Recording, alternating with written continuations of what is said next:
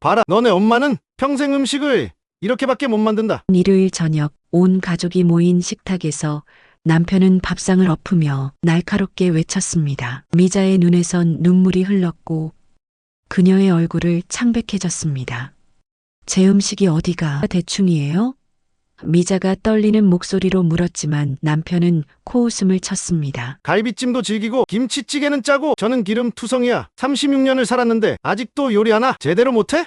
아빠, 엄마가 아침부터 준비하셨는데 딸 세은이 말을 꺼냈지만 남편은 딸의 말을 잘랐습니다. 너는 모르니까 가만히 있어. 매일 이런 음식 먹는 내 심정을 알아? 미자는 숨이 막혀왔습니다. 가족들의 시선이 따가웠고 특히 8살 손자 지훈이의 겁먹은 눈빛이 가슴을 찔렀죠. 퇴직 후 2달 남편은 완전히 다른 사람이 되어버렸습니다. 집에서도 밖에서도 이제는 가족들 앞에서조차 그녀를 깎아내리는 것을 주저하지 않았어요. 도대체 무엇이 그를 이렇게 변하게 만들었을까요? 그리고 미자는 언제까지 이 굴욕을 참아야 할까요? 사연 시작하기 전에 구독과 좋아요 눌러주시는 모든 분들 복 많이 받으세요. 그럼 고마운 마음을 담아 사연 시작합니다. 2025년 10월 4일 토요일 아침 6시 30분 매일같이 울려대던 알람 소리가 멈춘 지 정확히 하루가 지났습니다. 서울 도봉구의 한 아파트 24평 거실 창으로 희뿌연 햇살이 비스듬히 들어왔죠. 커튼 사이로 새어 들어온 빗줄기가 먼지 입자들을 하얗게 드러내고 있었습니다. 미자는 부엌 싱크대 앞에 서서 뜨거운 물에 손을 담갔다가 뺐다가를 반복했습니다. 손끝이 빨갛게 달아올랐지만 그것보다 더 뜨거운 건 가슴속에서 치밀어 오르는 답답함이었어요. 남편이 퇴직한 지 겨우 하루. 그런데 집안 공기가 완전히 달라졌습니다. 식탁 위에는 어제 저녁에 먹다 남은 반찬 그릇들이 비닐랩에 씌워진 채 놓여 있었고 거실 소파 등받이에는 남편이 벗어던진 회색 카디건이 구겨진 채 걸려 있었죠. 36년간 매일 아침 7시에 나가던 남편이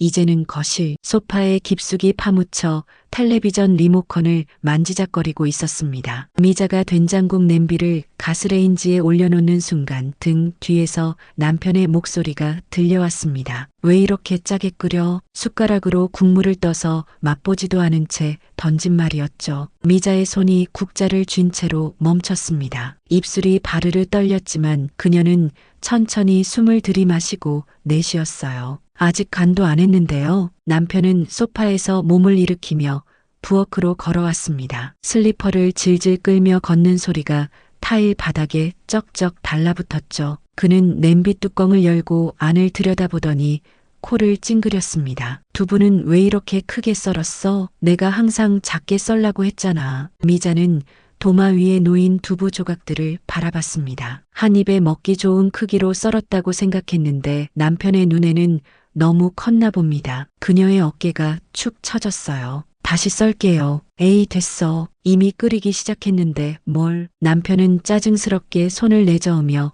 다시 거실로 돌아갔습니다. 텔레비전에서는 아침 뉴스가 흘러나왔고 앵커의 또렷한 목소리가 집안을 채웠죠.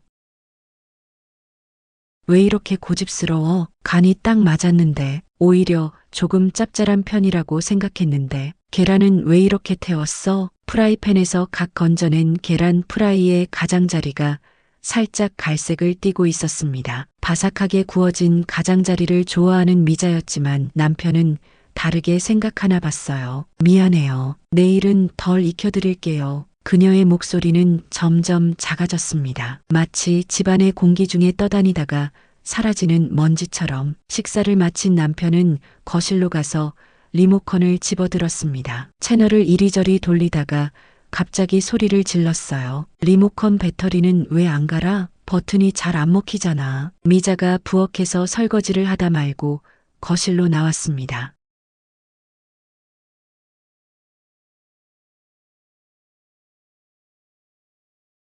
그 말이 미자의 가슴에 비수처럼 꽂혔습니다. 36년 새벽 5시에 일어나 도시락을 싸고 와이셔츠를 다리고 구두를 닦았던 세월이 한순간에 허술함으로 정리되는 순간이었죠. 미자는 부엌으로 돌아가 차가운 물에 손을 담갔습니다. 뜨거운 눈물이 차가운 물 속으로 떨어졌어요. 설거지 물에 섞여서 아무도 모르게 사라졌습니다. 오후가 되자 남편은 서재로 들어갔습니다. 책장을 정리한다며 책들을 꺼내놓고는 미자를 불렀어요. 이 책들 먼지 왜 이렇게 많이 쌓였어? 청소 안 해? 한 달에 한 번씩 닦는데요. 한 달? 일주일에 한 번은 닦아야지. 남편은 손가락으로 책등의 먼지를 쓸어내며 혀를 찼습니다. 미자는 걸레를 가져와 책장을 닦기 시작했어요. 남편은 옆에 서서 지켜보며 계속 지적했습니다. 거기 구석 제대로 안 닦였어. 책 순서가 왜 이렇게 뒤죽박죽이야? 이 책은 왜 여기 있어? 미자는 그저 고개를 끄덕이며 남편의 지시대로 움직였습니다. 마치 리모컨 조종을 받는 로봇처럼 자신의 생각도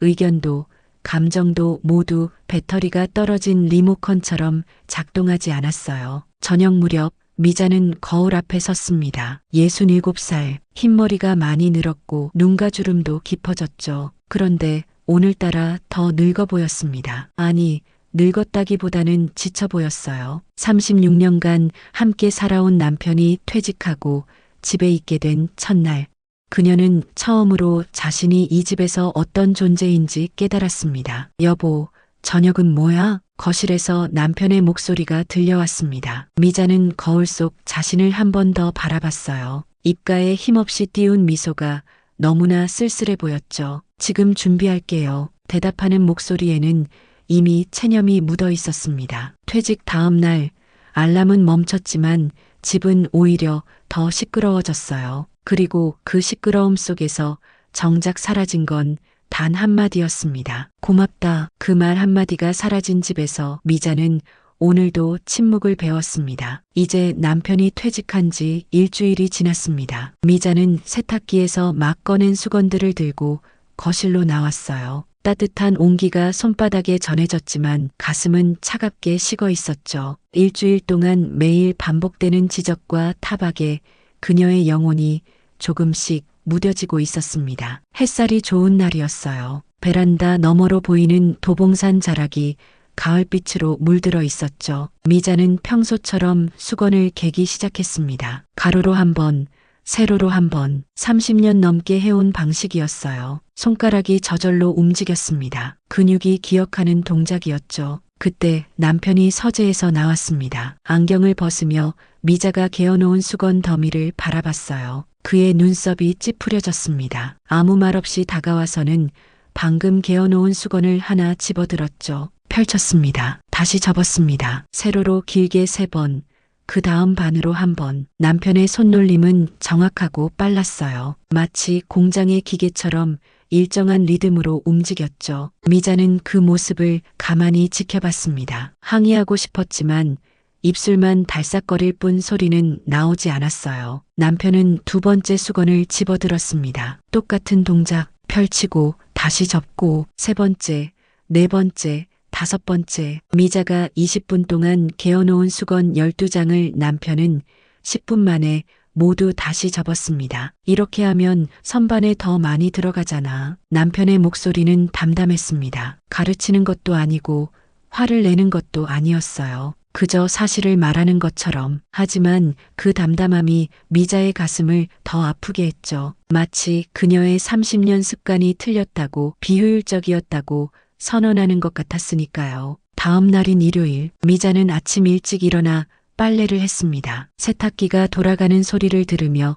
부엌에서 커피를 마시었어요. 남편은 아직 자고 있었죠. 이 고요한 시간이 좋았습니다. 아무도 지적하지 않고 타박하지 않는 시간. 세탁이 끝나자 수건들을 꺼냈습니다. 어제 일이 떠올랐어요. 잠시 망설였지만 결국 평소대로 개기 시작했습니다. 가로로 한 번, 세로로 한 번, 손이 기억하는 대로. 그런데 이상했어요. 개면서도 불안했습니다. 언제 남편이 나타날지, 또 다시 펼쳐서 다시 접을지. 안방 문이 열리는 소리가 들렸습니다. 미자의 손이 멈췄어요. 심장이 빨리 뛰기 시작했죠. 발걸음 소리가 가까워졌습니다. 남편이 거실로 나와 미자를 바라봤어요. 또 그렇게 개었어? 한숨 섞인 목소리였습니다. 미자는 고개를 들어 남편을 바라봤어요. 변명하고 싶었지만 무슨 말을 해야 할지 몰랐습니다. 습관이라서 그래요. 손이 저절로. 습관도 죄가 되네. 미자가 혼잣말처럼 중얼거렸지만 남편은 듣지 못했습니다. 아니, 들었어도 무시했겠죠. 남편은 또다시 수건을 펼쳐서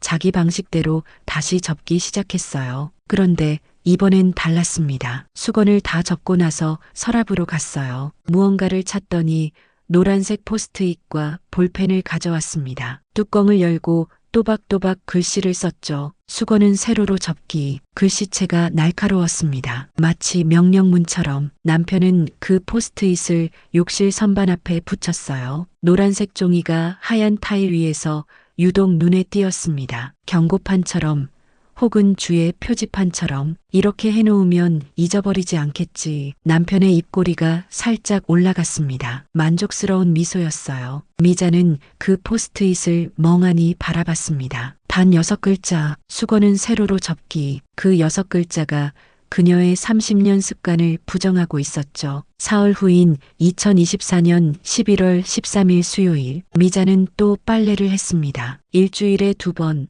수요일과 토요일. 이것도 그녀의 오래된 루틴이었어요. 세탁기에서 수건을 꺼내며 욕실 선반을 바라봤습니다. 노란 포스트잇이 여전히 붙어 있었죠. 수건은 세로로 접기. 이번엔 남편의 방식대로 접어봤습니다. 세로로 길게 3번, 반으로 1번. 어색했어요. 손가락이 헷갈려 했습니다. 마치 오른손잡이가 왼손으로 글씨를 쓰는 것처럼 부자연스러웠죠. 하지만 해냈습니다. 12장 모두 남편의 방식대로 선반에 올려놓으니 확실히 공간이 넓어 보였어요. 전에는 2층에 나눠 놓았는데 이제는 한 층에 다 들어갔습니다. 효율적이었죠. 하지만 마음 한구석이 텅 빈 것 같았어요. 자신의 방식을 포기한 대가로 얻은 효율성이 과연 가치가 있는 걸까요? 남편이 욕실로 왔습니다. 선반을 확인하더니 고개를 끄덕였어요. 이제야 제대로 했네. 칭찬이었을까요? 아니면 또 다른 비난이었을까요? 미자는 구분할 수 없었습니다. 남편의 말은 늘 양날의 칼 같았으니까요. 그런데 남편은 거기서 멈추지 않았습니다. 부엌으로 가더니 또 포스트잇을 가져왔어요. 이번엔 싱크대 위 선반에 붙였습니다. 그릇은 크기별로 정리, 냉장고 문에도 하나, 반찬은 투명 용기에, 거실 테이블 위에도, 리모컨은 제자리에, 집안 곳곳에 노란색 포스트잇이 늘어났습니다. 마치 미자의 실수를 미리 막기 위한 바리케이드처럼, 혹은 그녀를 가두는 울타리처럼 포스트잇의 지시대로만 움직이면 되는 거였어요. 생각할 필요도 없었죠. 그 주 토요일, 미자는 아침부터 청소를 시작했습니다. 거실을 쓸고 닦으며 테이블 위를 정리했어요. 리모컨을 들었다가 포스트잇을 봤습니다. 리모컨은 제자리에 조심스럽게 지정된 위치에 놓았죠. 각도까지 맞춰서 부엌으로 가서 설거지를 했습니다. 그릇을 닦으며 선반을 봤어요. 그릇은 크기별로 정리, 큰 접시, 중간 접시, 작은 접시 순서로 놓았습니다. 남편이 지정한 순서대로 냉장고를 열었습니다. 반찬은 투명 용기에, 김치를 빼고는 모두 투명한 밀폐 용기에 옮겨 담았어요. 내용물이 다 보이니 확실히 편하긴 했습니다. 하지만 왜일까요? 투명한 용기 속 반찬들이 마치 그녀 자신처럼 느껴졌어요. 속이 다 들여다 보이는, 숨길 곳 하나 없는. 욕실로 가서 수건을 정리했습니다. 물론 세로로 접어서 이제는 손이 익숙해졌어요. 근육이 새로운 동작을 기억하기 시작했죠. 그런데 문득 무서운 생각이 들었습니다. 예전에는 어떻게 접었더라? 가로로 먼저였나? 세로로 먼저였나? 30년의 습관이 불과 2주 만에 흐릿해지고 있었어요. 저녁 무렵 미자는 거울 앞에 섰습니다. 노란색 포스트잇이 거울 가장자리에도 붙어 있었어요. 화장품은 종류별로 정리. 언제 붙였을까요? 그녀가 모르는 사이에 남편은 계속 포스트잇을 늘려가고 있었습니다. 미자는 거울 속 자신을 바라봤어요. 포스트잇에 둘러싸인 얼굴이 낯설었습니다. 마치 다른 사람이 된 것 같았죠. 여보, 이 포스트잇 언제까지 붙여놓을 거예요? 저녁 식탁에서 미자가 조심스럽게 물었습니다. 남편은 국을 떠먹다 말고 그녀를 바라봤어요. 왜? 불편해? 그게 아니라 좀 보기 싫으면 제대로 하면 되잖아. 제대로 하면 떼어줄게. 제대로. 그 말이 가시처럼 박혔습니다. 그럼 지금까지는 제대로 하지 않았다는 걸까요? 36년을 함께 살면서 그녀가 해온 모든 것들이 제대로가 아니었다는 걸까요? 미자는 더 이상 말하지 않았습니다. 남편도 침묵했어요. 텔레비전 소리만 식탁 위를 맴돌았죠. 뉴스에서는 누군가의 성공 스토리가 흘러나왔지만 미자의 귀에는 들리지 않았습니다. 그날 밤 미자는 잠이 오지 않았어요. 천장을 바라보며 생각했습니다. 노란색 포스트잇들이 눈앞에 아른거렸죠. 수건은 세로로 접기, 그릇은 크기별로 정리, 반찬은 투명 용기에, 리모컨은 제자리에. 그런데 정작 없는 포스트잇이 하나 있었습니다. 아내는 사랑으로 대하기. 그런 포스트잇은 어디에도 없었어요. 앞으로도 없을 거라는 걸 미자는 알고 있었습니다. 그녀는 조용히 눈을 감았어요. 눈물 한 방울이 베개를 적셨지만 남편은 알지 못했죠. 아니,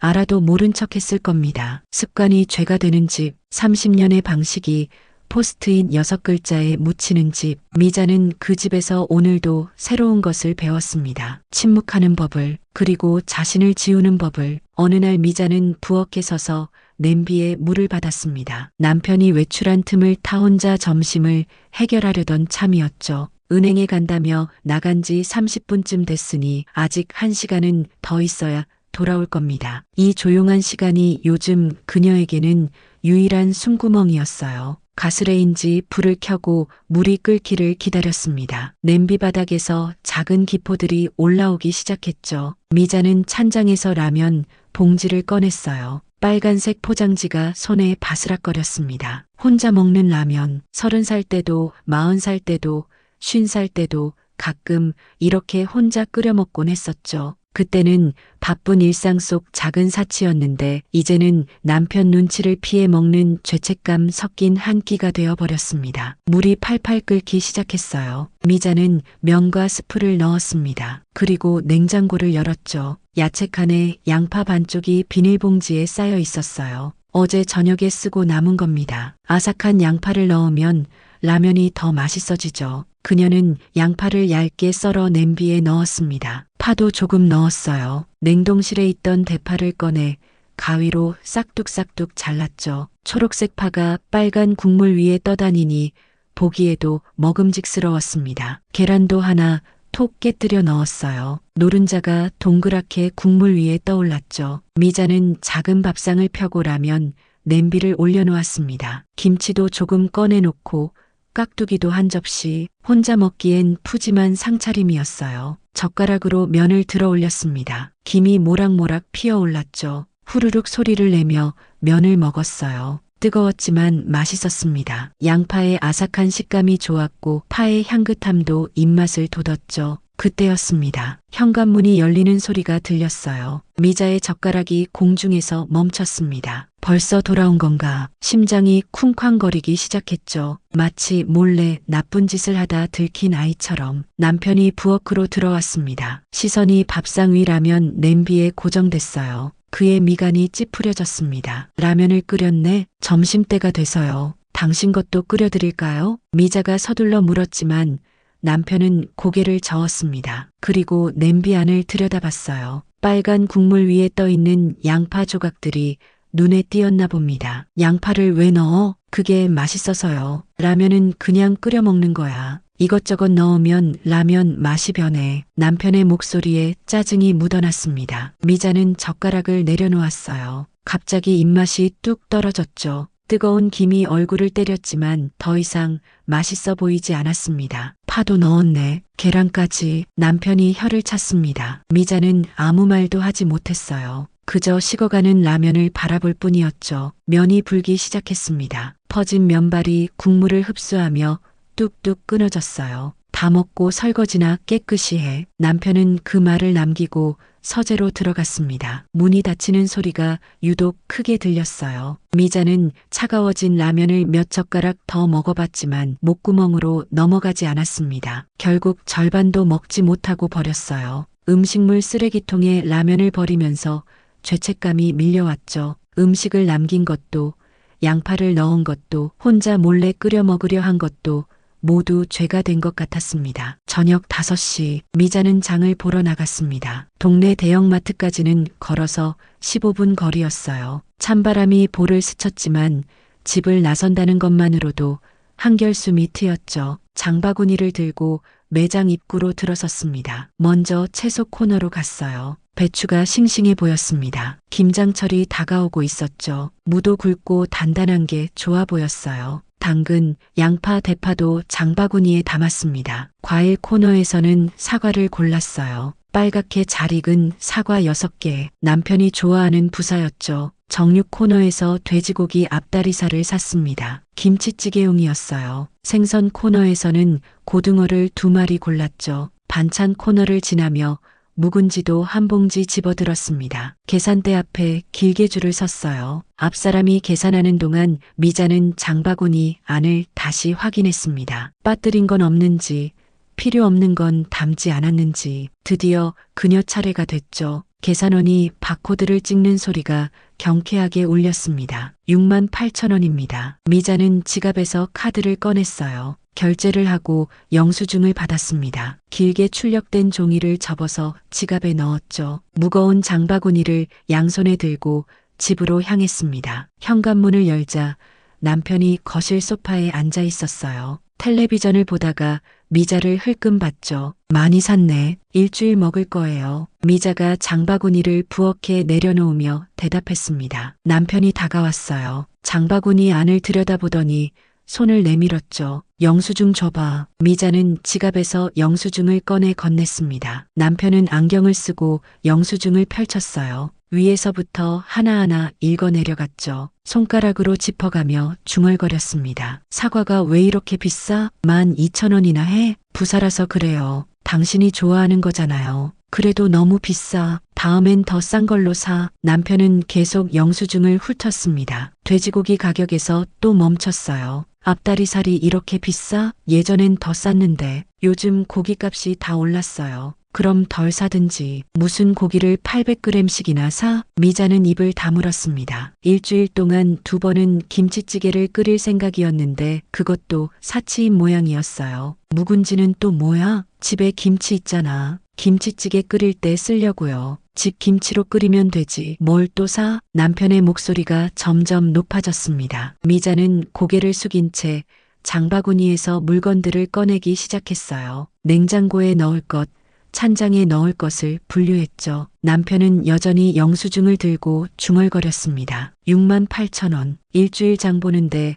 68,000원이나 쓰다니. 미자는 묵묵히 물건을 정리했습니다. 사과를 과일 바구니에 담으며 생각했어요. 36년 동안 장을 봐왔는데 이제 와서 가격을 따지다니. 그동안은 영수증을 본 적도 없으면서 다음부턴 5만 원 안으로 사. 남편이 영수증을 식탁 위에 던지며 말했습니다. 마치 명령하듯이. 미자는 영수증을 집어들었어요. 구겨진 종이가 손 안에서 바스락거렸죠. 그녀는 영수증을 다시 펴서 차근차근 접었습니다. 그리고 서랍 안 깊은 곳에 넣었어요. 저녁을 준비하며 미자는 내내 우울했습니다. 밥을 안 치고 김치찌개를 끓이고 계란말이를 하면서도 마음이 무거웠어요. 한 푼이라도 아끼려고 이 가게 저 가게를 돌아다니며 가격을 비교하고 조금이라도 싱싱한 걸 고르려고 꼼꼼히 살폈는데 그 모든 노력이 영수증 한 장으로 부정당한 기분이었죠. 식탁에 앉아 저녁을 먹는 동안 남편은 또 말했습니다. 김치찌개가 왜 이렇게 짜? 묵은지를 넣어서 그런가 봐요. 그러니까 쓸데없이 사지 말라고 했잖아. 미자는 숟가락으로 밥을 떠먹었습니다. 목구멍으로 넘기기가 힘들었어요. 김치찌개도 계란말이도 모든 게 짜고 쓰기만 했죠. 남편의 말이 양념처럼 모든 음식에 배어들었습니다. 그날 밤 미자는 부엌에서 계산기를 두드렸어요. 5만 원으로 일주일장을 보려면 무엇을 줄여야 할까? 고기를 덜 사고 과일도 포기하고 생선도 가장 싼 것으로. 그렇게 하면 가능할까요? 계산기 숫자를 보며 한숨이 나왔습니다. 돈이 없어서가 아니었어요. 남편 퇴직금도 있고 연금도 나오는데. 그런데 왜 이렇게 옹졸하게 구는 걸까요? 마치 그녀의 모든 선택이 잘못됐다고, 모든 판단이 틀렸다고 증명하려는 것처럼 미자는 계산기를 끄고 불을 껐습니다. 어둠 속에서 냉장고 윙윙거리는 소리만 들렸어요. 그 소리를 들으며 생각했죠. 내일은 무엇을 잘못했다고 할까? 내일은 또 무엇이 기준에 어긋난다고 할까? 한 그릇의 라면에도 한 장의 영수증에도 기준은 있었습니다. 남편이 정한 기준, 그녀는 그저 그 기준에 맞춰야 하는 존재일 뿐이었어요. 월요일 오후 3시, 늦가을 햇살이 따스하게 내리쬐는 오후였습니다. 도봉구 경로당 앞 평상에는 동네 어르신들이 삼삼오오 모여 있었어요. 바둑판 위로 돌 놓는 소리가 탁탁 울렸고 구경하는 사람들의 감탄과 한숨이 섞여 들렸죠. 은행나무 잎이 노랗게 물들어 바람에 하나둘 떨어지고 있었습니다. 미자는 경로당 앞을 지나가고 있었어요. 동네 병원에서 약을 타고 오는 길이었죠. 혈압약과 관절염 약이 든 흰 봉투를 손에 들고 천천히 걸었습니다. 무릎이 시큰거려서 걸음이 느렸어요. 날씨가 추워지면 더 아픈 것 같았습니다. 그때 익숙한 웃음소리가 들렸어요. 남편의 목소리였습니다. 평상 한가운데 앉아서 동네 어르신들과 이야기를 나누고 있었죠. 김씨 할아버지, 이씨 할머니, 최씨 아저씨 모두 오래전부터 알고 지내던 이웃들이었습니다. 미자는 걸음을 멈췄어요. 인사를 해야 하나 말아야 하나 망설였죠. 남편이 밖에서는 어떤 모습일지, 집에서처럼 차갑게 대할지 궁금하기도 하고 두렵기도 했습니다. 그러다 남편과 눈이 마주쳤어요. 남편은 잠깐 그녀를 보더니 다시 옆 사람에게 고개를 돌렸습니다. 마치 모르는 사람인 것처럼. 미자는 그냥 지나가려고 발걸음을 옮겼습니다. 그런데 그때 남편의 목소리가 크게 들렸어요. 우리 집사람은 뭐든 대충이야. 집안일도 대충, 요리도 대충. 미자의 발이 땅에 붙은 것처럼 멈췄습니다. 가슴이 쿵 내려앉았어요. 설마 자기 이야기를 하는 건 아니겠지. 잘못 들었겠지. 하지만 이어지는 말이 그녀의 희망을 산산조각 냈습니다. 어제도 김치찌개를 끓였는데 짜기가 이만저만이 아니야. 내가 소금 좀 적게 넣으라고 몇 번을 말해도 안 듣더라고. 김씨 할아버지가 껄껄 웃었습니다. 그래도 박 선생 복 많아. 우리 집사람은 김치찌개도 안 끓여줘. 맨날 사 먹으래. 그게 나은지도 몰라. 차라리 안 하는 게 대충 하는 것보다 낫지. 남편의 말에 모두가 웃었습니다. 하, 호호. 웃음소리가 미자의 귀를 찔렀어요. 그녀의 얼굴이 빨갛게 달아올랐습니다. 부끄러움과 분노가 동시에 치밀어 올랐죠. 36년을 매일 끓여준 김치찌개가 새벽부터 일어나 준비한 아침상이 모두 대충이었다니. 이씨 할머니가 말했어요. 그래도 박 선생 댁 부인은 성실하잖아. 맨날 장도 보고 집도 깨끗하고 겉으로만 그래 보여요. 막상 들여다보면 여기저기 허술한 데가 많아. 남편이 손을 내저으며 말했습니다. 미자는 더 이상 듣고 있을 수가 없었어요. 빠른 걸음으로 거의 뛰다시피 그 자리를 벗어났습니다. 등 뒤에서 여전히 웃음소리가 들렸지만 그녀는 뒤돌아보지 않았어요. 집으로 가는 길이 너무나 멀게 느껴졌습니다. 지나가는 사람들이 모두 자신을 보고 웃는 것 같았어요. 저 사람도 들었을까? 저 아줌마도 알고 있을까? 동네에서 대충대충 하는 게으른 아내로 소문이 났을까? 미자는 고개를 숙이고 걸었습니다. 눈물이 날 것 같아서 하늘을 볼 수가 없었어요. 집에 도착했지만 들어가고 싶지 않았습니다. 현관 앞에서 한참을 서 있다가 다시 돌아섰어요. 어디라도 좋으니 남편이 없는 곳으로 가고 싶었죠. 발걸음이 닿는 대로 걸었습니다. 그러다 동네 편의점 앞에 도착했어요. 편의점 문을 열고 들어갔습니다. 에어컨 바람이 차갑게 불어왔죠. 커피 코너로 가서 종이컵을 꺼냈어요. 커피 머신 버튼을 눌렀지만 실수로 뜨거운 물 버튼을 눌렀습니다. 투명한 뜨거운 물이 종이컵에 담겼어요. 그냥 그걸 들고 편의점 밖 테이블에 앉았습니다. 뜨거운 김이 얼굴에 닿았어요. 미자는 종이컵을 두 손으로 감쌌습니다. 따뜻했어요. 이 따뜻함만이 유일한 위로처럼 느껴졌죠. 한 모금 마셨습니다. 그냥 뜨거운 물인데도 목구멍을 타고 내려가며 가슴을 데웠어요. 눈물이 주르르 흘러내렸습니다. 아무도 없는 편의점 테이블에서 그녀는 소리 없이 울었어요. 나는 언제부터 대충이 됐을까? 혼잣말이 새어나왔습니다. 새벽 5시에 일어나 도시락을 싸던 날들, 빗속에서 우산도 없이 장을 보던 날들, 아파도 밥상을 차리던 날들, 그 모든 게 대충이었다면 그럼 제대로는 무엇일까요? 휴대폰이 울렸습니다. 남편이었어요. 받지 않았습니다. 또 울렸어요. 이번에도 받지 않았죠. 세 번째 전화가 왔을 때 마지못해 받았습니다. 어디야? 집에 없네. 잠깐 나왔어요. 저녁은 벌써 5시가 넘었잖아. 미자는 휴대폰 화면을 봤습니다. 정말 5시 30분이었어요. 편의점에 앉아 있은 지 2시간이 넘었나 봅니다. 시간이 어떻게 흘렀는지도 몰랐죠. 지금 들어갈게요. 전화를 끊고 일어섰습니다. 종이컵에는 차가워진 물이 반쯤 남아 있었어요. 쓰레기통에 버리고 집으로 향했습니다. 무거운 발걸음이었죠. 마치 감옥으로 돌아가는 것처럼. 집에 들어서니 남편이 거실에서 텔레비전을 보고 있었습니다. 미자를 흘끔 보더니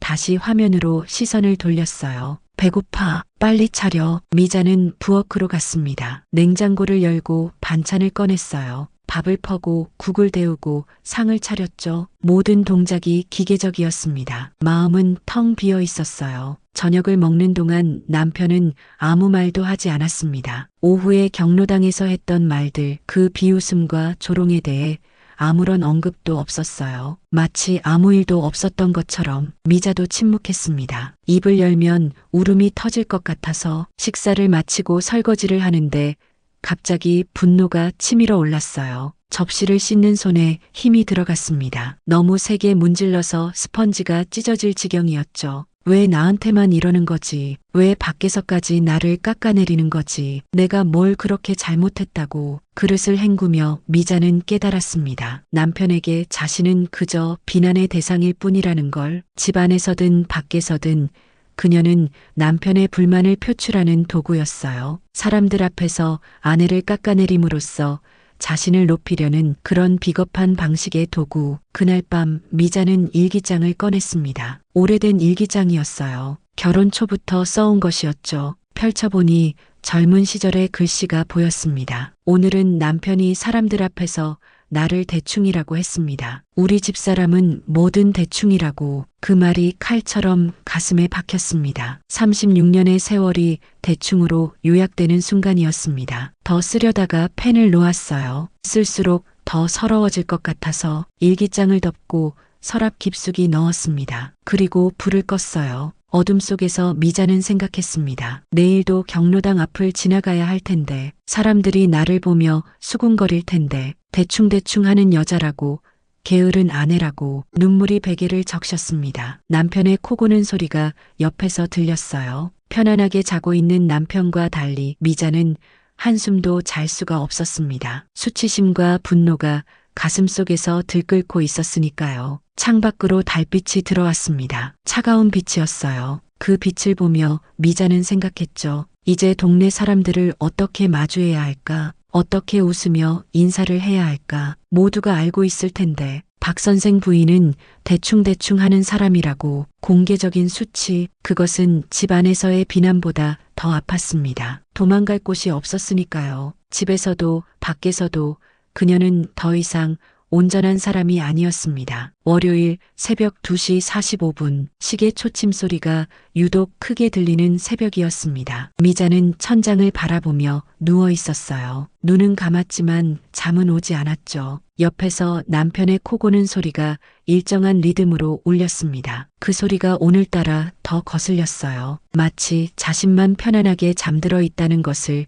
과시하는 것처럼. 미자는 조심스럽게 몸을 일으켰습니다. 침대가 삐걱거리지 않도록 천천히 움직였어요. 남편이 깰까봐 숨소리조차 죽였죠. 맨발로 바닥을 디뎠습니다. 차가운 장판이 발바닥에 닿았어요. 그 차가움이 오히려 정신을 맑게 해주는 것 같았습니다. 화장대 앞으로 걸어갔어요. 달빛이 창문을 통해 들어와 거울을 희미하게 비추고 있었죠. 거울 속 자신의 모습이 낯설게 보였습니다. 어둠 속에서 윤곽만 드러난 얼굴이 마치 다른 사람 같았어요. 아니, 어쩌면 정말로 다른 사람이 되어버린 건지도 모르겠습니다. 남편이 매일 깎아내린 그 사람으로. 미자는 화장대 서랍을 바라봤습니다. 3개의 서랍 중 가장 아래 것. 거기에는 오래된 물건들이 들어 있었어요. 결혼 초기의 사진, 아이들이 어렸을 때 그린 그림, 시부모님이 돌아가시기 전 남긴 편지들, 그리고 그것도 있었죠. 갈색 봉투에 담긴 서류들. 손을 뻗었다가 멈췄습니다. 남편이 움직이는 소리가 들렸어요. 몸을 뒤척이는 소리, 입을 스치는 소리. 미자는 숨을 멈추고 기다렸죠. 다시 고른 숨소리가 들렸습니다. 남편은 여전히 잠들어 있었어요. 서랍 손잡이에 손을 댔습니다. 차가운 금속의 감촉이 손끝에 전해졌어요. 천천히, 아주 천천히 잡아당겼습니다. 서랍이 열리며 작은 소리를 냈죠. 끽. 미자는 다시 멈췄어요. 심장이 빠르게 뛰었습니다. 마치 도둑질하는 것처럼 긴장됐어요. 자기 집, 자기 서랍을 여는데도 말이죠. 서랍 안이 보였습니다. 어둠 속에서도 갈색 봉투가 눈에 띄었어요. 구석에 조심스럽게 놓여 있었죠. 미자는 봉투를 꺼내려다가 다시 손을 걷었습니다. 꺼내서 뭘 하려는 걸까요? 읽어본들 무엇이 달라질까요? 봉투 위에는 도장이 찍혀 있었어요. 빨간색 도장 자국이 어둠 속에서도 선명했죠. 무엇인지는 알 수 없었습니다. 은행 도장인지, 법원 도장인지, 아니면 다른 무엇인지. 미자는 봉투를 만지작거렸어요. 두꺼운 종이의 감촉이 느껴졌습니다. 안에 여러 장의 서류가 들어있는 것 같았어요. 이게 뭘까? 왜 이걸 숨겨놓은 걸까? 미자의 머릿속에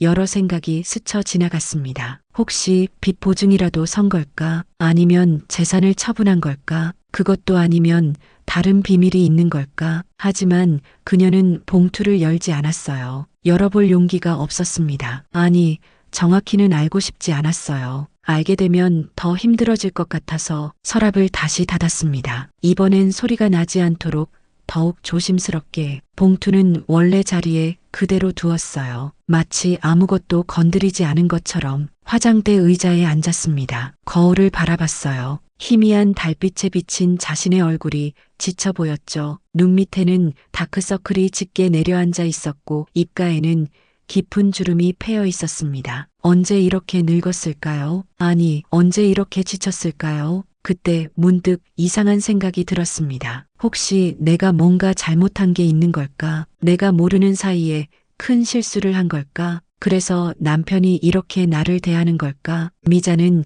자신의 지난 날들을 되돌아봤어요. 혹시 돈을 함부로 쓴 적이 있나? 남편 몰래 무언가를 한 적이 있나? 시부모님께 불효한 적이 있나? 아이들을 제대로 키우지 못한 걸까? 하지만 아무리 생각해도 떠오르는 게 없었습니다. 그저 평범하게 성실하게 살아왔을 뿐이었어요. 새벽에 일어나 아침을 차리고 낮에는 집안일을 하고 저녁에는 가족들을 맞이하고 특별할 것도 특별하지 않을 것도 없는 그런 삶이었죠. 그런데 왜 남편은 갑자기 변한 걸까요? 퇴직하고 나서부터 왜 이렇게 날카로워진 걸까요? 마치 그동안 쌓였던 불만을 한꺼번에 쏟아내는 것처럼. 미자는 다시 서랍을 바라봤습니다. 갈색 봉투가 거기 있다는 걸 알면서도 모른 척했어요. 마치 판도라의 상자처럼 열면 안 될 것 같은 불길한 예감이 들었죠. 새벽 3시가 넘었습니다. 미자는 여전히 잠을 이루지 못했어요. 부엌으로 나가 물을 한 잔 마셨습니다. 차가운 물이 목구멍을 타고 내려갔지만 가슴속 답답함은 가시지 않았어요. 거실 창밖을 바라봤습니다. 도시의 불빛들이 희미하게 빛나고 있었죠. 저 불빛 하나하나에 사람들이 살고 있을 텐데 그들도 이런 밤을 보내고 있을까요? 남편에게 무시당하고 비난받고 상처받으며 잠 못 드는 밤을. 소파에 앉았습니다. 쿠션을 껴안고 웅크렸어요. 텔레비전은 꺼져 있었고 시계 소리만 들렸죠. 똑딱똑딱. 그 소리가 마치 시간이 흘러가고 있다는 것을 상기시키는 것 같았습니다. 이 고통스러운 시간도 언젠가는 끝날 거라고. 핸드폰을 들었다가 내려놓았어요. 딸에게 전화하고 싶었지만 새벽에 깨우면 안 되니까. 아들에게 문자라도 보내고 싶었지만 걱정시키고 싶지 않으니까. 친구들에게 하소연하고 싶었지만 남편 욕하는 아내가 되고 싶지 않으니까. 결국 미자는 혼자였습니다. 이 깊은 새벽, 이 넓은 집안에서 그녀는 철저히 혼자였어요. 남편은 같은 집에 있지만 너무나 멀게 느껴졌고 가족들은 각자의 삶을 살고 있었죠. 다시 안방으로 들어갔습니다. 남편은 여전히 깊이 잠들어 있었어요. 미자는 침대 가장자리에 조심스럽게 누웠습니다. 몸이 닿지 않도록 최대한 멀리 천장을 바라보며 생각했어요. 그 갈색 봉투에는 무엇이 들어있을까? 혹시 자신이 모르는 남편의 비밀이 있는 걸까? 아니면 정말로 자신의 잘못이 기록되어 있는 걸까? 의심이 꼬리를 물었습니다. 상상은 점점 부풀어 올랐어요. 혹시 남편이 다른 여자를 만나는 걸까? 혹시 재산을 빼돌린 걸까? 혹시 자신을 버리려는 계획이라도 세운 걸까? 하지만 미자는 그 의심들을 마음 깊이 묻어두었습니다. 알면 더 아플 것 같아서, 모르면 그나마 버틸 수 있을 것 같아서. 새벽 4시가 되었습니다. 창밖이 조금씩 밝아오기 시작했어요. 미자는 눈을 감았습니다. 잠은 오지 않았지만 자는 척이라도 해야 했으니까. 남편이 깨면 또 시작될 하루를 위해 그녀는 힘을 아껴야 했으니까. 화장대 서랍 속 갈색 봉투는 그렇게 그곳에 남아 있었습니다. 비밀을 품은 채 침묵 속에 잠들어 있었어요. 언젠가는 열릴 그날까지, 혹은 영원히 닫혀 있을 그날까지. 미자의 잠 못 드는 밤은 그렇게 지나가고 있었습니다. 의심과 두려움, 상처와 외로움을 아는 채로. 그리고 아침은 어김없이 찾아올 것이었어요. 또 다른 고통스러운 하루와 함께. 일요일 오후 1시, 일요일 오후에 햇살이 거실 창으로 쏟아져 들어왔습니다. 미자는 부엌에서 과일을 깎고 있었어요. 사과를 4등분으로 자르고 껍질을 벗기고 씨를 제거했죠. 칼날이 사과를 지날 때마다 아삭한 소리가 났습니다. 오늘은 딸 세은이와 아들 준호가 오기로 한 날이었어요. 현관벨이 울렸습니다. 미자가 앞치마에 젖은 손을 닦으며 현관으로 나갔어요. 문을 열자 세은이 환한 얼굴로 서 있었죠. 손에는 빵 상자를 들고 있었습니다. 엄마, 안녕하세요. 이거 엄마 좋아하시는 크림빵이에요. 어머, 굳이 이런 걸. 들어와. 세은이 거실로 들어오자 남편이 소파에서 일어났습니다. 딸을 보는 그의 얼굴에 미소가 번졌어요. 미자를 대할 때와는 완전히 다른 표정이었죠. 우리 딸 왔구나. 요즘 바쁘지? 네, 아빠. 회사 일이 좀 많아서요. 아빠는 건강하세요? 부녀가 정답게 대화를 나누는 동안 미자는 부엌으로 돌아갔습니다. 차를 준비해야 했으니까요. 주전자에 물을 끓이고 찻잔을 꺼내고 다과를 접시에 담았죠. 손은 바쁘게 움직였지만 귀는 거실의 대화 소리에 기울여져 있었습니다. 10분쯤 지났을까요? 또다시 초인종이 울렸어요. 이번엔 준호였습니다. 며느리와 손자까지 함께 왔더군요. 8살 손자 지훈이가 할머니를 보자마자 달려왔어요. 할머니, 보고 싶었어요. 미자는 손자를 꼭 안아주었습니다. 작은 몸에서 나는 아이 특유의 향기가 코끝을 스쳤어요. 이 순간만큼은 모든 게 잊혀졌죠. 남편의 차가운 시선도, 끝없는 비난도. 우리 지훈이 많이 컸네. 할머니도 보고 싶었어. 식구들이 모두 모이자 집안이 시끌벅적해졌습니다. 오랜만에 활기였어요. 미자는 준비한 음식들을 식탁에 차렸죠. 갈비찜, 잡채, 전, 나물 반찬들. 새벽부터 일어나 준비한 것들이었습니다. 우와, 엄마 이렇게 많이 준비하셨어요? 세은이 감탄했습니다. 준호도 맛있겠다며 젓가락을 들었죠. 가족들이 둘러앉아 식사를 시작했어요. 웃음소리와 대화소리가 식탁 위를 맴돌았습니다. 그런데 갑자기 남편이 갈비찜을 먹다가 젓가락을 내려놓았어요. 이거 왜 이렇게 짜? 순간 식탁이 조용해졌습니다. 미자의 얼굴이 빨갛게 달아올랐어요. 가족들 앞에서까지 이러는구나. 그녀는 고개를 숙였죠. 조금 짠가요? 제가 간을 잘못 맞췄나 봐요. 항상 그래. 음식 간을 제대로 못 맞춰. 남편의 말에 세은이 당황한 표정을 지었습니다. 준호는 어색하게 웃으며 말했어요. 저는 딱 좋은데요, 아버지. 맛있어요. 넌 뭘 알아? 입맛이 없으니까 그런 거지. 분위기가 싸늘해졌습니다. 며느리는 지훈이에게 밥을 먹이느라 바쁜 척했고 세은은 엄마와 아빠를 번갈아 보며 눈치를 살폈죠. 미자는 억지로 미소를 지었습니다. 더 드세요. 다른 반찬도 많이 있으니까. 하지만 남편의 불평은 계속됐어요. 잡채는 너무 달고 저는 기름기가 많고 나물은 싱겁고. 하나하나 지적할 때마다 미자의 어깨가 움츠러들었습니다. 마치 점점 작아지는 것 같았어요. 세은이 참다 못해 말했습니다. 아빠, 엄마가 이렇게 정성껏 준비하셨는데 너무 하시는 거 아니에요? 뭐가 너무해? 사실을 말하는 건데. 그래도 좀. 세은아, 됐어. 괜찮아. 미자가 딸을 말렸습니다. 더 이상 분위기를 망치고 싶지 않았어요. 오랜만에 모인 가족 모임인데 자신 때문에 불편해지는 게 싫었죠. 식사가 끝나고 거실로 자리를 옮겼습니다. 지훈이가 할아버지 무릎에 앉아 재롱을 부렸어요. 남편은 손자와 놀아주며 웃었죠. 그 모습을 보는 미자의 마음은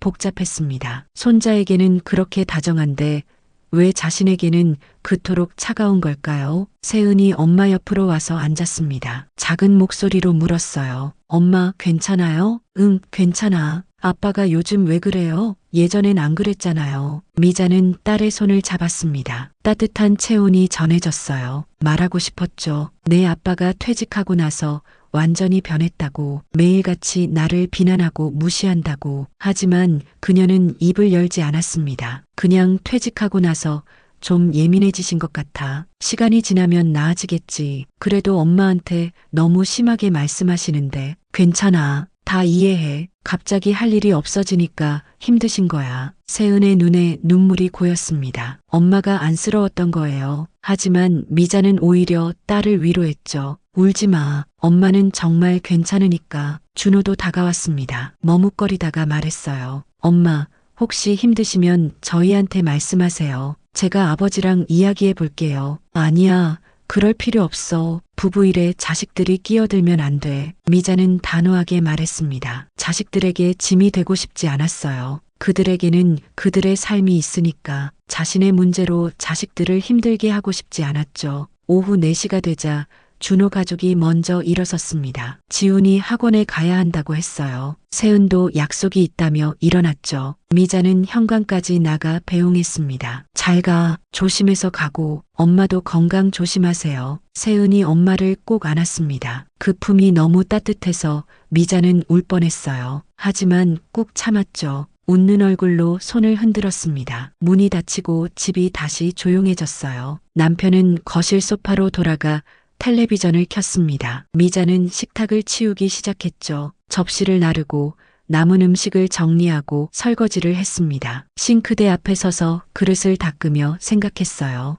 왜 말하지 못했을까? 왜 참기만 했을까? 자식들이 걱정하는데도, 도와주겠다는데도 왜 괜찮다고만 했을까? 답은 알고 있었습니다. 체면 때문이었어요. 남편을 욕되게 하고 싶지 않아서, 가정의 평화를 깨뜨리고 싶지 않아서, 그리고 무엇보다 36년을 버텨온 결혼 생활이 실패였다고 인정하고 싶지 않아서. 그날 밤 미자는 일기장에 썼습니다. 오늘 아이들이 왔었습니다. 오랜만에 온 가족이 모였는데 남편이 또 내 음식을 비난했어요. 아이들 앞에서까지. 세은이와 준호가 걱정하는 눈빛을 보니 가슴이 아팠습니다. 하지만 나는 또 괜찮다고 했어요. 거짓말쟁이가 된 것 같아요. 언제까지 이렇게 살아야 할까요? 언제까지 참고 버텨야 할까요? 오래 참으면 정말 나아질까요? 아니면 이렇게 조금씩 죽어갈까요? 펜을 내려놓고 창밖을 바라봤습니다. 겨울밤의 찬 공기가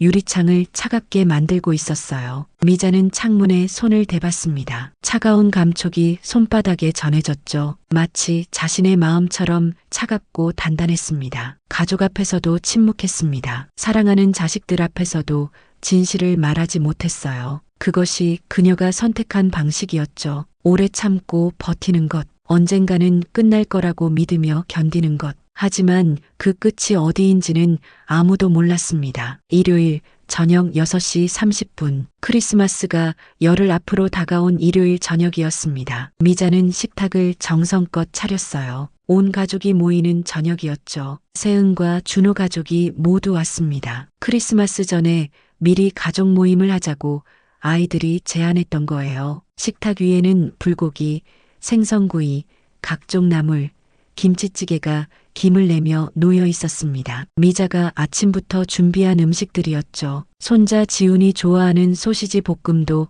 특별히 준비했어요. 우와, 할머니 음식이 제일 맛있어요. 지훈이의 말에 미자의 얼굴에 미소가 번졌습니다. 적어도 손자는 자신의 음식을 좋아해 주니까요. 식사가 시작되고 한창 분위기가 무르익을 때였어요. 남편이 갑자기 불고기를 먹다가 수저를 내려놓았습니다. 그리고 큰 소리로 말했죠. 아니, 이게 뭐야? 고기가 왜 이렇게 질겨? 식탁이 순간 조용해졌습니다. 미자의 손이 멈췄어요. 또 시작이구나. 오늘은 제발 참아주길 바랐는데 재워둔 시간이 짧았나 봐요. 미자가 작은 목소리로 대답했습니다. 남편은 혀를 찼어요. 맨날 하는 게 요리인데 아직도 고기 재우는 것도 못해? 우리 집사람은 정말 뭘 해도 대충이야. 그 순간이었습니다. 남편의 얼굴이 갑자기 창백해졌어요. 손으로 가슴을 움켜잡으며 신음소리를 냈죠.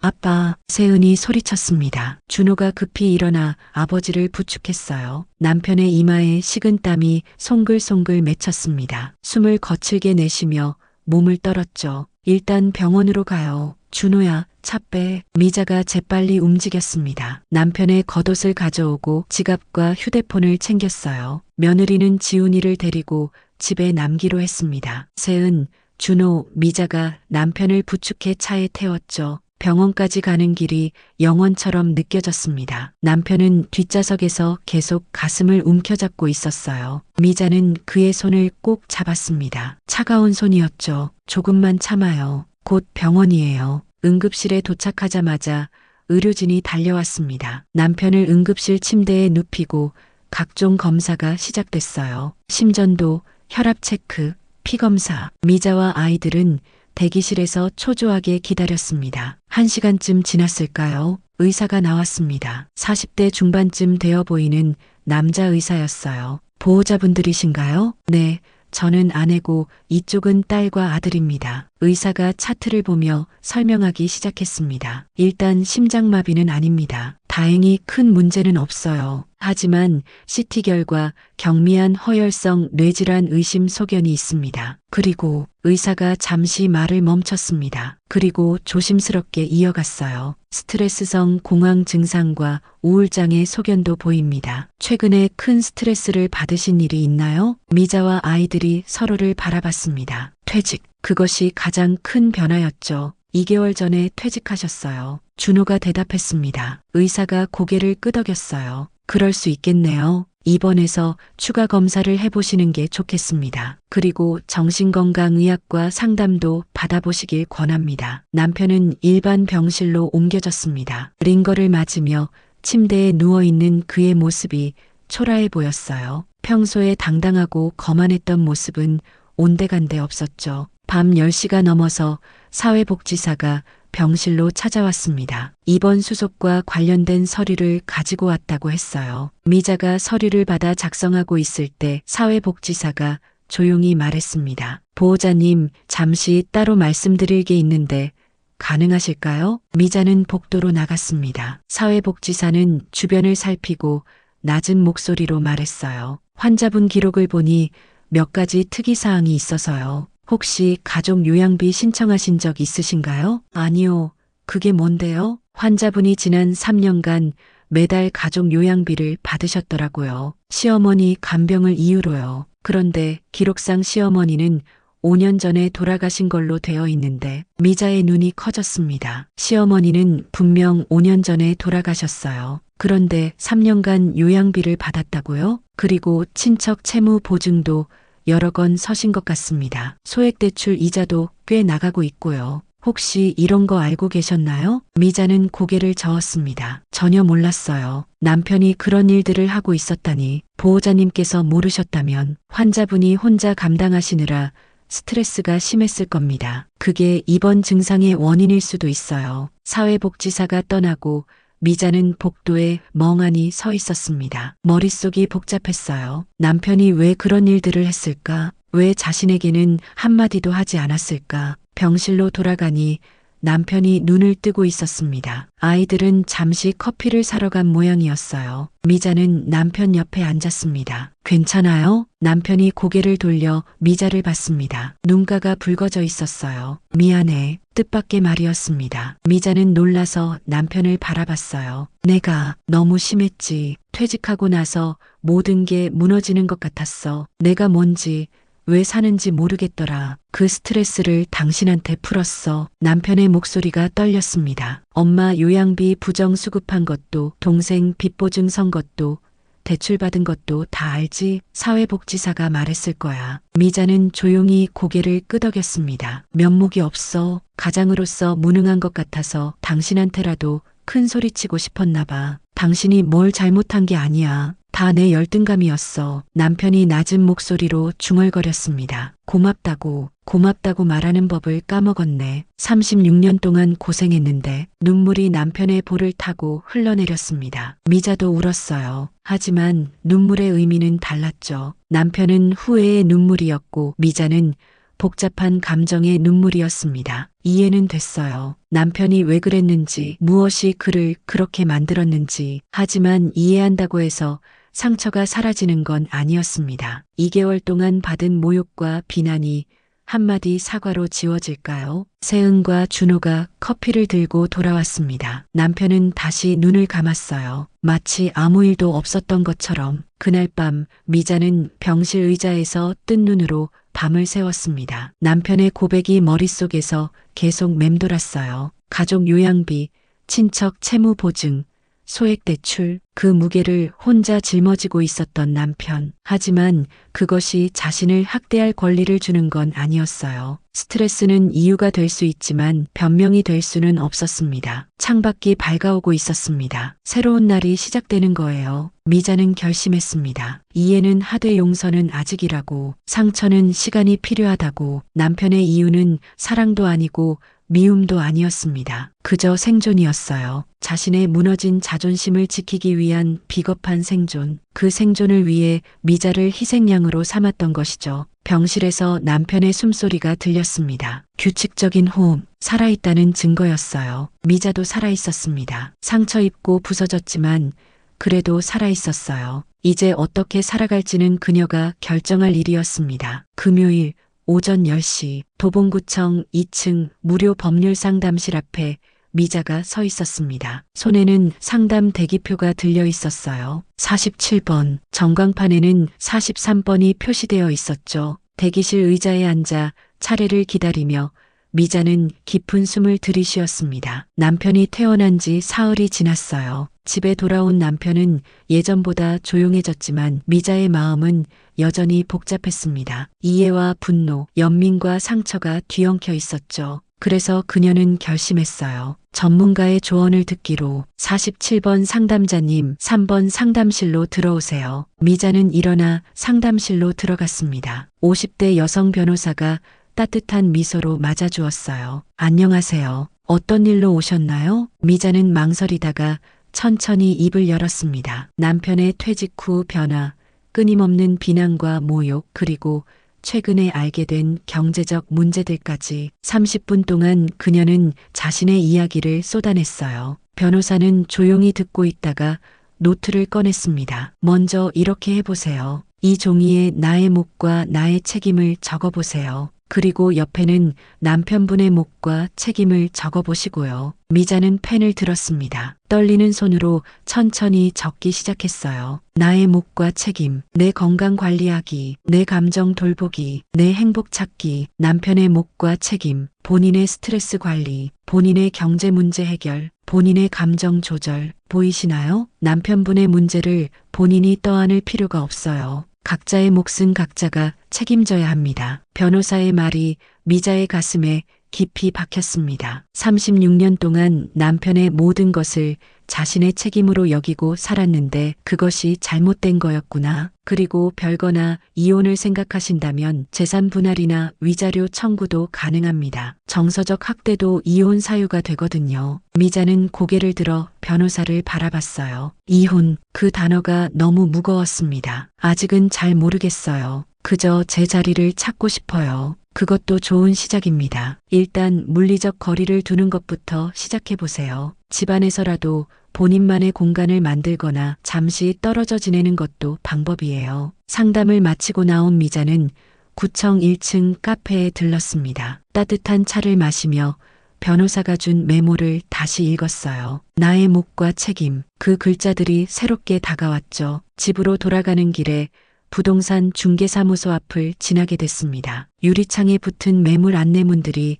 눈에 들어왔어요. 원룸, 투룸, 오피스텔. 미자는 잠시 멈춰 섰다가 들어갔습니다. 어서 오세요. 어떤 집 찾으세요? 원룸 좀 보고 싶은데요. 조용하고 깨끗한 곳으로요. 중개인이 몇 가지 매물을 보여줬습니다. 사진을 보며 미자는 상상했어요. 작지만 자신만의 공간, 누구의 눈치도 보지 않고 비난도 듣지 않는 곳. 부산 사구에도 괜찮은 매물이 있는데 보실래요? 바다도 가깝고 조용해요. 부산, 젊은 시절 신혼여행을 갔던 곳이었죠. 그때는 남편과 손을 잡고 해운대를 걸었는데 미자는 쓴웃음을 지었습니다. 자료 좀 주세요. 생각해보고 연락드릴게요. 집에 돌아오니 남편이 거실에서 텔레비전을 보고 있었습니다. 미자를 보더니 물었어요. 어디 갔다 와? 구청에 볼 일이 있어서요. 남편은 더 묻지 않았습니다. 병원 이후로 조심스러워진 모습이었죠. 하지만 미자는 알고 있었어요. 이것도 일시적일 거라는 걸. 시간이 지나면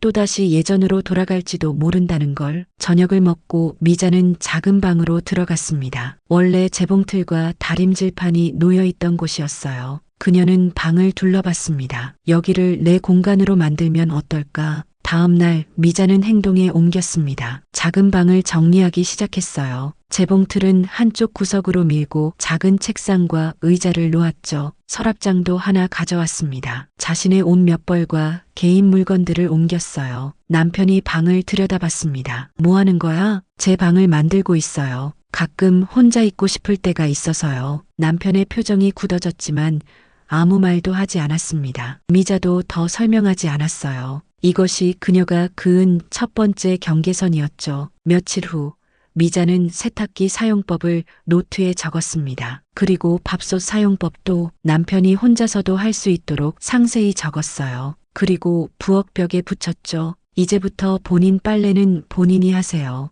밥도 가끔은 직접 해 드시고요. 갑자기 왜 이래? 각자의 몫은 각자가 하는 거예요. 저도 이제 나이가 들어서 힘들어요. 남편은 못마땅한 표정을 지었지만 반박하지 못했습니다. 병원에서의 일이 아직 생생했으니까요. 미자는 인터넷으로 부산의 원룸 정보를 더 찾아봤어요. 보증금 500만 원에 월세 30만 원. 그녀의 통장에는 3천만 원이 있었습니다. 결혼 후 조금씩 모아둔 비상금이었죠. 남편은 모르는 돈이었어요. 일주일이 지났습니다. 미자는 작은 방에서 더 많은 시간을 보냈어요. 책도 읽고 일기도 쓰고 창밖도 바라봤죠. 남편과의 식사 시간 외에는 거의 따로 지냈습니다. 어느 날 저녁 남편이 작은 방 문을 두드렸어요. 이렇게 지내니까 불편해. 예전처럼 지내면 안 돼? 예전이 어떤 건데요? 그냥 평범하게, 부부답게. 미자는 남편을 똑바로 바라봤습니다. 당신이 말하는 부부다운 게 뭔가요? 제가 당신의 모든 걸 받아주고 참는 거예요? 내가 잘못했다고 했잖아. 말로만요. 진짜 변화는 없었어요. 남편이 한숨을 쉬며 돌아섰습니다. 미자는 문을 닫았어요. 그리고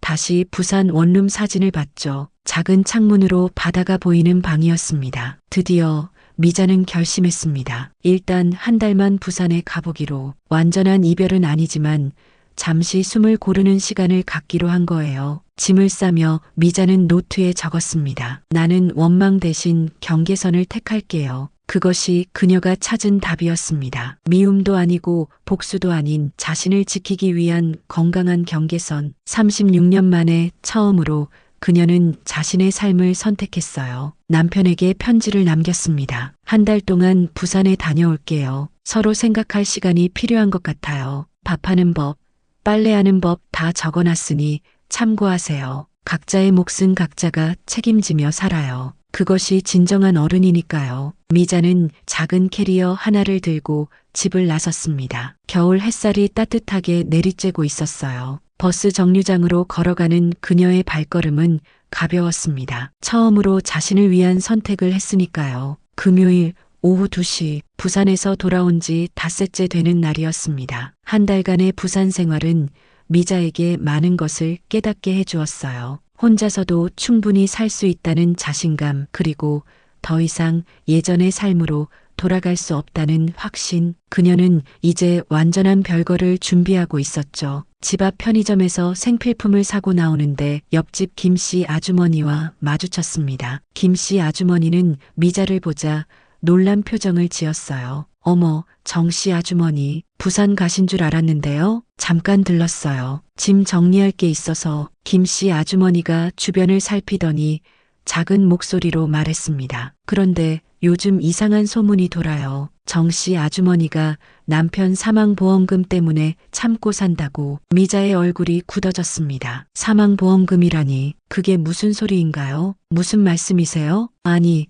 그냥 그런 말이 돌길래 박 선생님이 보험을 많이 들어놨다나 뭐라나. 그래서 정 씨 아주머니가 이혼 안 하고 버틴다고. 김 씨 아주머니는 말끝을 흐리며 서둘러 자리를 떴습니다. 미자는 멍하니 서 있었어요. 사망보험금, 그런 터무니없는 소문이 왜 도는 걸까요? 집으로 돌아온 미자는 화장대 서랍을 열었습니다. 그 갈색 봉투가 여전히 그곳에 있었어요. 이제는 열어볼 때가 된 것 같았죠. 떨리는 손으로 봉투를 꺼냈습니다. 봉투를 열자 여러 장의 서류가 나왔어요. 맨 위에는 보험증권 사본이 있었습니다. 미자의 눈이 커졌어요. 피보험자는 남편, 수익자는 미자, 보험금은 3억 원, 그것도 3개 보험사에 각각 가입되어 있었죠. 언제 이런 걸 들었을까요? 미자는 전혀 몰랐어요. 서류를 자세히 보니 5년 전에 가입한 것이었습니다. 시어머니가 돌아가시던 해였죠. 그때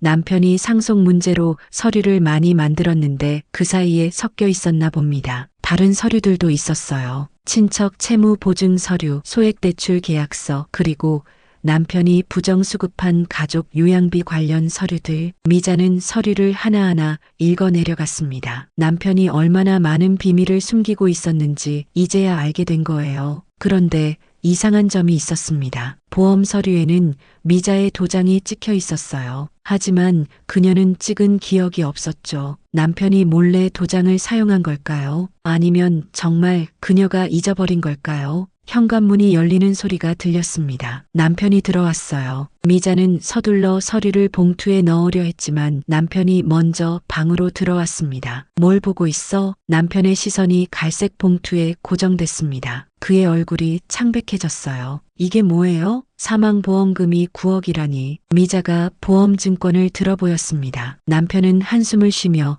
침대에 앉았어요. 알게 됐구나. 설명해요. 이게 다 뭐예요? 남편이 천천히 입을 열었습니다. 시어머니 돌아가시고 상속받은 돈이 있었잖아. 그걸로 보험을 들었어. 만약에 내가 먼저 가면 당신이라도 편하게 살라고. 그럼 나한테 왜 말 안 했어요? 말하면 반대했을 거 아니야. 불길하다고. 미자는 남편을 바라봤습니다. 정말 자신을 위해서였을까요? 아니면 다른 이유가 있는 걸까요? 사람들이 소문을 내요. 내가 보험금 때문에 당신이랑 산다고. 그건 오해야. 내가 해명할게. 남편이 일어서려 하자 미자가 말했어요. 필요 없어요. 어차피 전 떠날 거니까. 그녀는 봉투를 남편에게 내밀었습니다. 그리고 그 위에 메모를 올려놨어요. 각자의 몫은 각자의 책임으로. 보험도 해지하세요. 전 그런 돈 필요 없어요. 남편이 당황한 표정으로 미자를 봤습니다. 그럼 넌 뭘로 살 건데? 나이도 있는데. 제 인생은 제가 책임질게요. 당신도 당신 인생 책임지세요. 미자는 방을 나왔습니다. 거실을 지나 작은 방으로 들어갔어요. 캐리어를 꺼내 다시 짐을 싸기 시작했죠. 이번엔 더 많은 짐이었습니다. 옷, 책, 사진첩, 그리고 자신이 아끼던 물건들. 남편이 작은 방 문 앞에 서서 말했어요. 정말 갈 거야? 네. 언제까지? 모르겠어요. 어쩌면 영원히. 남편이 문틀을 잡고 서 있었습니다. 무언가 말하려는 듯 했지만 결국 아무 말도 하지 못했어요. 미자도 더 이상 그를 바라보지 않았습니다. 저녁 무렵 세은이 전화를 했어요. 엄마 괜찮아요? 아빠가 엄마 떠난다고 전화했던데. 응, 괜찮아. 엄마 결정이야. 보험금 얘기도 들었어요. 그런 것 때문이 아니죠? 미자는 딸의 걱정이 느껴졌습니다. 아니야. 그런 거랑 상관없어. 엄마는 그저 엄마 인생을 살고 싶은 거야. 엄마를 지지해요. 뭐든 도와줄게요. 딸의 말에 미자는 눈물이 났어요. 하지만 울지 않았습니다. 이제는 눈물보다 용기가 필요한 때였으니까. 다음 날 아침 미자는 은행에 갔습니다. 자신 명의의 새 통장을 만들고 그동안 모아둔 돈을 옮겼어요. 3천만 원. 많지는 않지만 새 출발하기엔 충분했죠. 그리고 보험사에도 전화했습니다. 수익자 변경하고 싶은데요. 본인 확인 후 가능하십니다. 피보험자 동의도 필요하고요. 복잡한 절차였지만 미자는 포기하지 않았어요. 남편과 함께 보험사를 방문해 수익자를 자녀들로 변경했습니다. 이제 그녀는 보험금과 아무 상관이 없었어요. 집으로 돌아오는 길 남편이 말했습니다. 미안해. 내가 당신을 너무 힘들게 했어. 미자는 대답하지 않았습니다. 미안하다는 말이 모든 걸 해결해 주지는 않으니까요. 그래도 고마웠어. 36년 동안. 이번엔 미자가 대답했어요. 저도요. 좋은 때도 있었으니까. 두 사람은 침묵 속에 걸었습니다. 겨울 햇살이 차가웠지만 미자의 마음은 오히려 따뜻했어요. 드디어 자유로워졌으니까. 그날 오후 미자는 마지막 짐을 정리했습니다. 갈색 봉투는 남편에게 돌려줬어요. 이제 그것은 그녀와 상관없는 일이었죠. 사망보험금의 그림자에서 벗어나 그녀는 자신의 빛을 찾아 떠날 준비가 되었습니다. 이웃들이 뭐라 수군거리든 소문이 어떻게 퍼지든 상관없었어요. 미자는 자신의 선택을 후회하지 않았습니다. 각자의 몫은 각자의 책임으로 그것이 그녀가 찾은 답이었으니까요. 1년 뒤 목요일 오후 4시 부산 사하구의 작은 원룸 창밖으로 멀리 바다가 보이는 이곳에서 미자가 살기 시작한 지 1년이 지났습니다. 작은 공간이었지만 그녀만의 세계였어요. 벽에는 손자 지훈이가 그린 그림이 걸려 있고 창가에는 화분 3개가 햇빛을 받으며 자라고 있었죠. 미자는 거울 앞에 섰습니다. 68살. 1년 전보다 주름이 더 깊어졌지만 눈빛은 오히려 맑아졌어요. 더 이상 누군가의 시선을 의식하지 않아도 되는 자유가 그녀를 편안하게 만들었죠. 오늘은 동네 도서관에서 봉사하는 날이었습니다. 일주일에 2번, 화요일과 목요일 오후에 아이들에게 책을 읽어주는 일이었어요. 미자는 가방에 안경과 물병을 넣고 집을 나섰습니다. 도서관까지는 걸어서 15분 거리였어요. 길을 걸으며 미자는 동네 사람들과 인사를 나눴습니다. 빵집 주인 아주머니, 편의점 알바생, 경비 아저씨 모두 1년 동안 정이 든 사람들이었죠. 정 선생님, 오늘도 도서관 가세요? 빵집 아주머니가 웃으며 물었습니다. 여기서는 모두가 미자를 정 선생님이라고 불렀어요. 아이들에게 책을 읽어주는 할머니 선생님. 네, 오늘은 새로운 그림책을 읽어줄 거예요. 도서관에 도착하니 아이들이 기다리고 있었습니다. 6살부터 10살까지 다양한 연령대의 아이들이었어요. 미자가 들어서자 아이들이 환호했죠. 할머니 선생님, 우리 친구들 잘 지냈어요? 미자는 아이들과 둥글게 앉았습니다. 오늘 읽을 책은 용기에 관한 이야기였어요. 작은 토끼가 무서움을 극복하고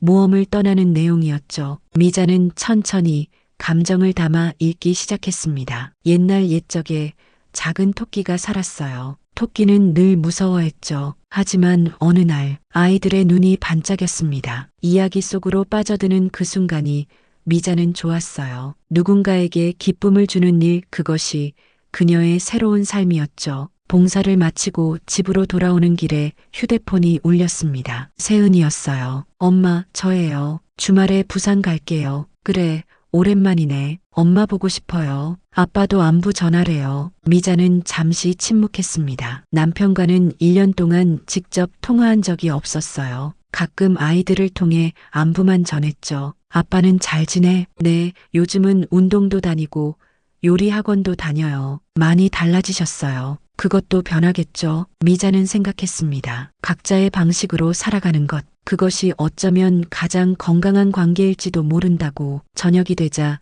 미자는 작은 식탁에 앉아 저녁을 먹었습니다. 된장찌개와 나물 반찬 그리고 갓 지은 밥. 혼자 먹는 식사였지만 외롭지 않았어요. 창밖에 노을이 아름다웠고 라디오에서는 좋아하는 음악이 흘러나왔죠. 식사를 마치고 미자는 일기를 썼습니다. 2026년 1월 15일 오늘도 평화로운 하루였습니다. 도서관에서 아이들이 내 이야기에 집중하는 모습을 보니 뿌듯했어요. 혼자 사는 삶이 때로는 쓸쓸하기도 하지만 적어도 나를 깎아내리는 사람은 없습니다. 나를 무시하는 사람도 없고요. 펜을 내려놓고 미자는 창밖을 바라봤어요. 저 멀리 바다에 불빛들이 반짝이고 있었습니다. 어선들의 불빛이었죠. 각자의 자리에서 일하는 사람들의 빛. 그때 또 전화가 울렸습니다. 이번엔 준호였어요. 엄마, 지훈이가 할머니 보고 싶대요. 다음 달에 가도 돼요? 그럼 언제든 와. 엄마, 행복하세요? 갑작스러운 질문에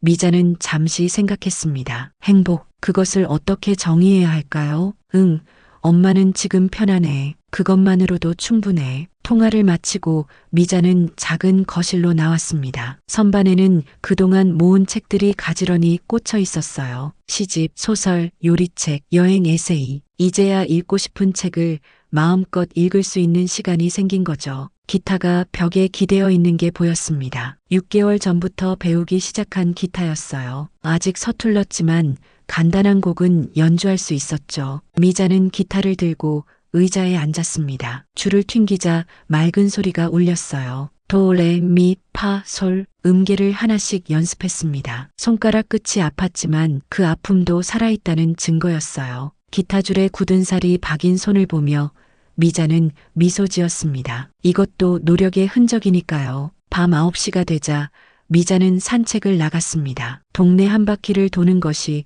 일과가 됐어요. 공원을 지나고 작은 천변을 따라 걸었죠. 겨울밤이지만 춥지 않았습니다. 남쪽 바다의 온기가 느껴졌어요. 산책을 마치고 돌아오니 편의점 앞을 지나게 됐습니다. 알바생 청년이 미자를 보고 인사했어요. 안녕하세요, 할머니. 고맙습니다. 미자는 웃으며 대답했습니다. 고맙습니다. 이 말을 이제는 자연스럽게 할 수 있었어요. 받는 것뿐만 아니라 주는 것도 알게 됐으니까. 집으로 돌아온 미자는 따뜻한 차를 한 잔 마셨습니다. 창가에 앉아 바다를 바라보며 생각했어요. 1년 전 이곳으로 왔을 때의 마음을 상처받고 부서진 채로 도망치듯 왔었죠. 하지만 이제는 달랐습니다. 이혼 서류는 아직 완성되지 않았어요. 서두르지 않기로 했습니다. 법적인 관계보다 중요한 건 마음의 거리였으니까. 남편과는 적당한 거리를 두고 각자의 삶을 사는 것. 그것이 그들이 찾은 방식이었죠. 미자는 달력을 봤습니다. 내일은 금요일, 동네 문화센터에서 요가 수업이 있는 날이었어요. 그리고 토요일엔 세은이 온다고 했죠. 일요일엔 교회 자원봉사가 있고 바쁜 일정이었지만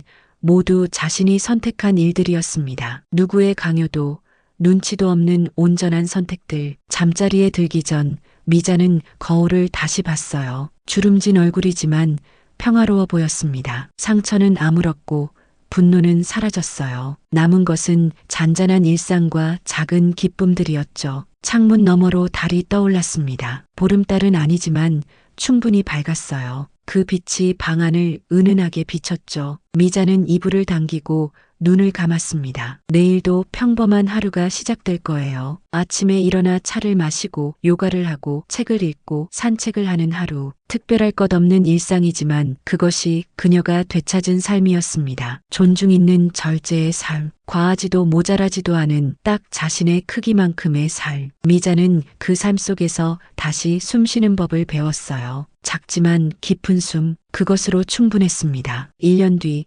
미자는 그렇게 자신만의 리듬을 찾았습니다. 이유는 이해하되 상처는 방치하지 않고 경계선 위에서 존중을 다시 배우는 노년의 자리. 그것이 그녀가 선택한 길이었고 후회는 없었습니다. 사랑이라는 이름으로 행해지는 폭력은 때로 그 어떤 물리적 상처보다 깊은 흔적을 남깁니다. 미자의 이야기는 우리 주변 어디에나 있을 법한, 그래서 더욱 가슴 아픈 현실의 초상입니다. 누군가의 어머니, 아내, 그리고 한 인간으로서의 존엄을 되찾기 위한 그녀의 여정은 이제 막 시작되었습니다. 오늘도 행복한 하루 되세요. 오늘 사연 마음에 와닿으셨나요? 재미있게 들으셨다면 주변에도 공유해 주시고 어디에서 함께 해주셨는지 댓글로 남겨주세요. 여러분의 한마디 한마디가 큰 힘이 됩니다. 오늘도 건강하고 따뜻한 하루 보내세요.